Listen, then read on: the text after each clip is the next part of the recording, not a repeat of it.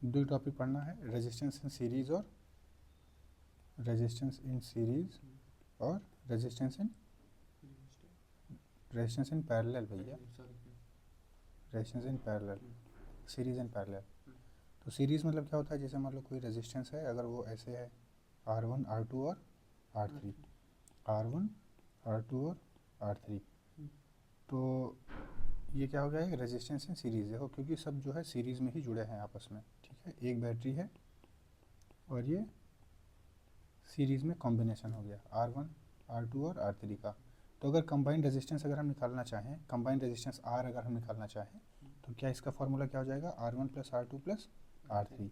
तो सपोज़ करो अगर R1 की वैल्यू 2, R1 2, R2 3 ओम है और R3 4 ओम है, तो कंबाइंड रेजिस्टेंस की वैल्यू क्या हो जाएगी, RT कह लो या R टोटल कह लो, क्या हो जाएगी, R1 + R2 + R3, मतलब 2 ओम + 3 ओम + 4 ओम। तो टोटल वैल्यू कितनी हो गई, 3 2 5, 5 4 9, 9 ओम, ठीक है। तो कंबाइंड रेजिस्टेंस कितना हो गया, combined resistance is equal to 9 ohm, ठीक। और लेकिन अगर यही चीज़ हम कह दें कि रेजिस्टेंस इन पैरेलल, किस चीज़ की बात करें, resistance in parallel. Resistance in parallel का मतलब क्या होता है, जैसे ये एक सर्किट है, ये एक सर्किट डायग्राम अगर हम बना दें और रेजिस्टेंस ये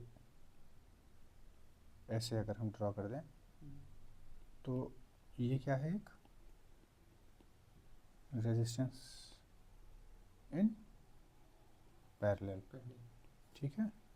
ये तो ये एक R1, ये R2 और ये R3।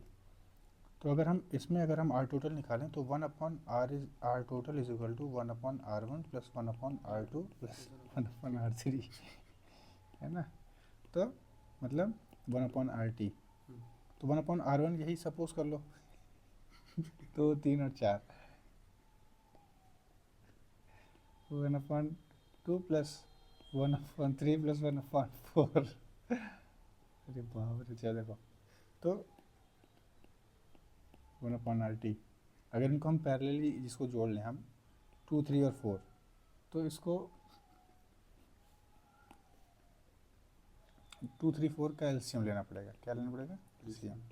तो 2 1 2 3 2 2 2 1 3 और 1 3 1 1 1, ठीक है। 2 2 या 4 3 या 12, 12 क्या हो जाएगा इसका एलसीएम,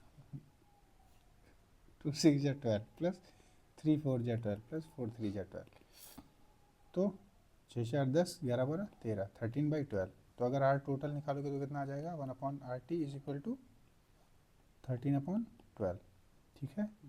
लेकिन अब देखो मेन गेम ये है कि ये जो RT है ना, ये R की वैल्यू नहीं है, ठीक है। क्या हो जाएगा, अगर इसको हम उल्टा कर दें, RT जो R रेजिस्टेंस की जो वैल्यू आएगी वो 12/13 वैल्यू आएगी, है ना। यही मेन गेम है, यहाँ पे लोग गलतियाँ करते हैं। कितना हो जाएगा, RT is equal to 12/13 ohm. Ohm symbol लगाना जरूरी है क्योंकि ये रेजिस्टेंस है। तो हम लोगों ने इस वीडियो में क्या देखा, रेजिस्टेंस इन सीरीज और रेजिस्टेंस इन पैरेलल, ठीक है।